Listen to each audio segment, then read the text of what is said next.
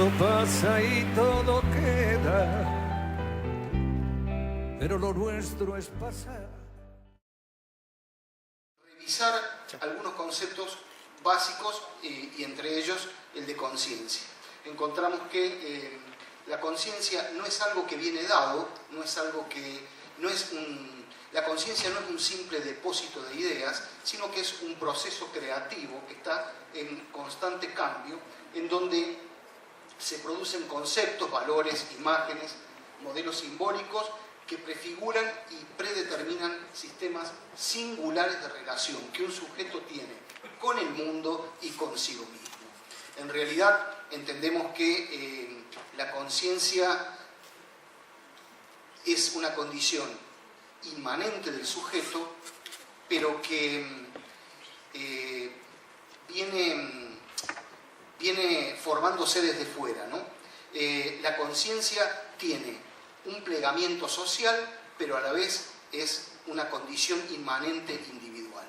Luego,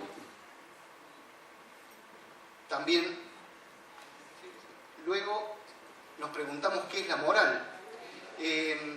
Bien, lo que encontramos clásicamente definido como moral es el conjunto de valores, creencias, costumbres que un sujeto tiene y que le conducen al buen vivir. Pero cuando hablamos de buen vivir, ¿de qué estamos hablando? De una condición singular y subjetiva. No estamos hablando de pautas en general, y esa es la interpelación, ¿no? Que el buen vivir muchas veces es asociado a lo que se consensúa socialmente de lo que es la moral. Y en realidad el buen vivir es lo que cada persona puede hacer consigo mismo, ¿no? Luego,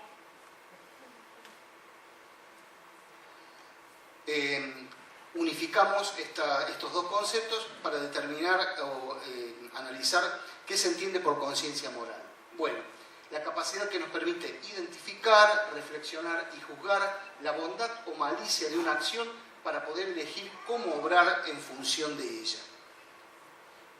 Ahora, nosotros nos preguntamos, la libertad de conciencia, mejor dicho, la objeción de conciencia se apoya en un principio que es la libertad de conciencia. Ahora, la libertad de conciencia, que es un principio inclusive garantizado en nuestra Constitución Nacional y en documentos supranacionales, en realidad, cuando hablamos de libertad de conciencia, ¿de qué estamos hablando? ¿Existe realmente la libertad de conciencia? Nosotros interpelamos esta categoría y la ponemos en cuestión porque creemos que en realidad la conciencia no es libre. La libertad de conciencia no es una condición que se pueda adquirir jurídicamente o por una garantía legal o constitucional. La conciencia es libre porque es una condición inmanente al sujeto. En todo caso, lo que no es libre es la expresión de la conciencia. Y lo que regula la normativa jurídica es la expresión y no la libertad. Un sujeto puede expresar algo que no es precisamente lo que coincide con sus procesos de pensamiento, de valores, de contenidos de su conciencia. Por eso que en realidad cuando hablamos de libertad de conciencia, el atributo mismo de libertad es lo que queda puesto en cuestión. La conciencia, por el solo hecho de que es una condición inmanente al sujeto, pero no es algo que viene dado, sino que es la construcción de su propia singularidad e individuación. ¿Cómo se hace esto? Decíamos hace un momento. En realidad, lo que constituye la conciencia de un sujeto es el plegamiento de lo exterior en lo interior, haciendo de eso una singularidad. La libertad de conciencia, decimos, no necesita un instrumento normativo y en realidad cuando hablamos de libertad de conciencia nos preguntamos, ¿la conciencia es libre o está colonizada? La conciencia siempre está colonizada. El asunto, el problema es quién la coloniza y cómo se coloniza. Una cosa es la colonización de la conciencia como formación de lo social que se introyecta y constituye la conciencia, y otra cosa es la colonización de la conciencia que se hace con los fines de unificar, homogeneizar y crear un sujeto, el convencimiento de una conciencia acrítica e irreflexiva. Ese era uno de nuestros debates, ¿no? uno de los ejes de nuestro debate. Si la conciencia es realmente libre o es el efecto de una colonización que da el producto de una colonización que da un efecto ilusorio sobre la libertad. Bueno, otro de los ejes del trabajo fue cómo la objeción de conciencia se relaciona, afecta o a veces vulnera derechos de terceros. Nosotros creemos que el respeto por la libertad de conciencia o por el uso de la expresión de la conciencia no es un valor absoluto, porque puede entrar en conflicto con otros derechos de terceros. Bueno, y finalmente también recorrimos la diferencia entre objeción de conciencia y objeción de ideario. Nosotros creemos que no hay objeción de conciencia institucional porque la institución como tal, como persona jurídica, no es lo mismo que una persona física. Aunque esto parezca una obviedad, es necesario aclararlo porque no le alcanzaría de ninguna manera la objeción de conciencia a las instituciones. En todo caso, puede haber una objeción de ideario. Y finalmente, vamos a explicitar nuestra propuesta para un debate actual o futuro, porque en realidad entendemos que no es solamente el tema del aborto lo que motiva la discusión, sino que todas aquellas prácticas en donde el individuo puede hacer el uso del derecho de disponer sobre su cuerpo, también es alcanzado por esta categoría de objeción de conciencia. Nuestra propuesta es que si se admite el indiscutible derecho de un objetor de conciencia, la regulación debe ser rigurosamente prescripta. Para apelar al derecho de la objeción de conciencia es una condición ineludible que se garantice el derecho a las prestaciones. Sin esta última condición, cualquier objeción de conciencia, en la más estricta prescripción que se haga, sería discriminatoria, inequitativa o injusta.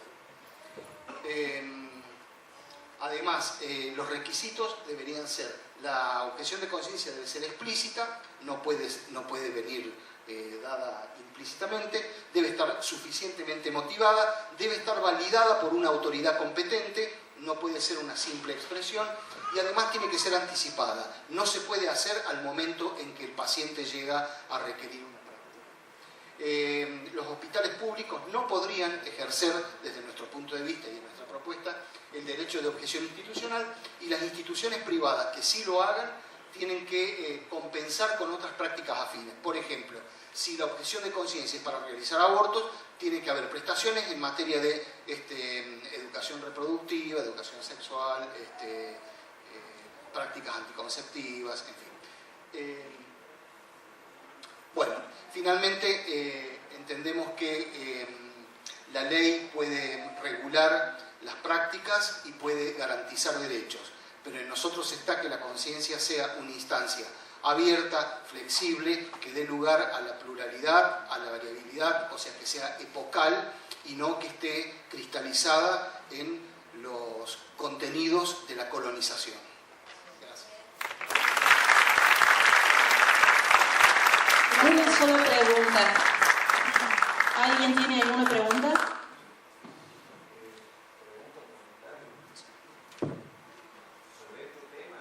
Sobre este tema. Una sola.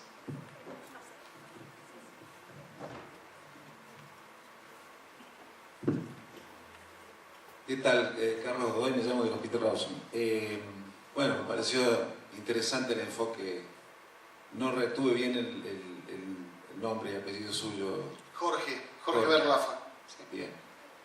Bueno, son muchos aspectos, la verdad que da para bastante esto, de la cuestión de la objeción de conciencia, y especialmente, digamos, sabemos que hay esta cuestión de lo institucional.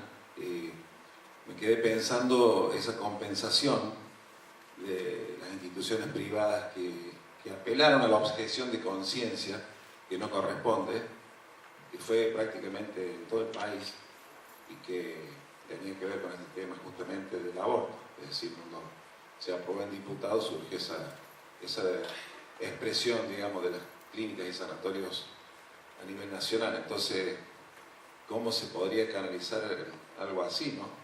Sería un interrogante.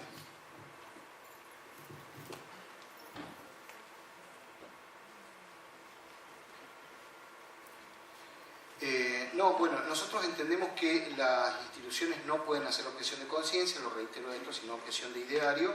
En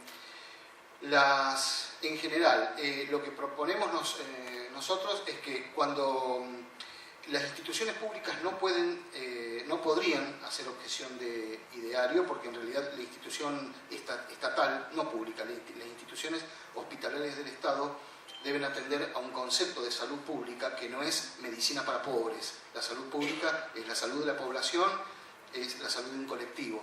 Entonces no pueden dejar de atender estas cosas. Ahora, puede ocurrir que un servicio completo se pronuncie individualmente, o sea, esté constituido por todos objetores de conciencia. Eso puede ocurrir, aunque no esté permitida la objeción de ideario institucional. Puede que haya acuerdo, hipotéticamente puede ocurrir que un servicio se declare en la totalidad de sus integrantes objetores de conciencia. En ese caso, el Estado mismo, en primera instancia en la figura del director o responsable de la institución, tiene que tener los resortes, los recursos necesarios para poder asegurar las prestaciones, mejor dicho, paliar esa situación, en primer lugar, modificarla, es una situación institucional delicada por tratarse de un hospital del Estado, y en segundo lugar tiene que tener los resortes necesarios, la autonomía, la autoridad, los recursos suficientes para poder brindar las prestaciones. Y en las instituciones privadas, nosotros entendemos que hay un conflicto de intereses. Nosotros estuvimos investigando y este problema de la objeción de ideario se da por nuestro sistema de salud, que tiene un subsistema de medicina prepaga y de cobertura social, porque en aquellos países en donde la salud está enteramente en manos del Estado, que por ahí uno piensa en países, qué sé yo, muy avanzados, muy desarrollados, como Suecia, Noruega, no hay el problema de la objeción de ideario, no hay el problema de la objeción institucional. ¿Por qué? Porque no hay instituciones privadas. Entonces, en este caso, por tratarse de una empresa, es una persona jurídica que además está alcanzada por el derecho comercial y por otra regulación de otros marcos legales.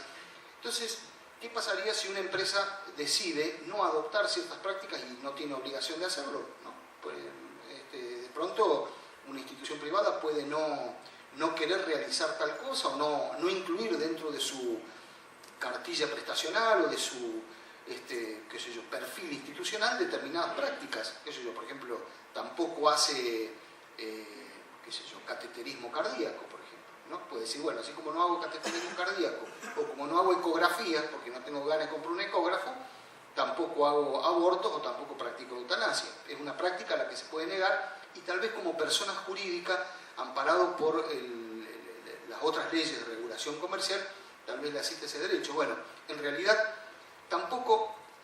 también hay que revertir el concepto de institución privada. Los hospitales privados no son instituciones privadas, son instituciones de gestión privada que brindan un servicio público. Por lo tanto, habría que reformular este doble encuadre legal que tendrían, ¿no? Y ahí también habría que ver de qué manera, hasta qué punto existe tanta libertad para poder abstenerse de algunas prácticas que tienen que ver con el bienestar general en contraposición a una posición individual o sectorial, ¿no? En ese caso, bueno, podría ser que en caso de que realmente se acceda a que puedan hacer una objeción de ideario sobre algunas prácticas, la obligatoriedad de implementar prácticas que vayan en el mismo sentido de la que se niega a realizar o de la que se objeta, ¿no?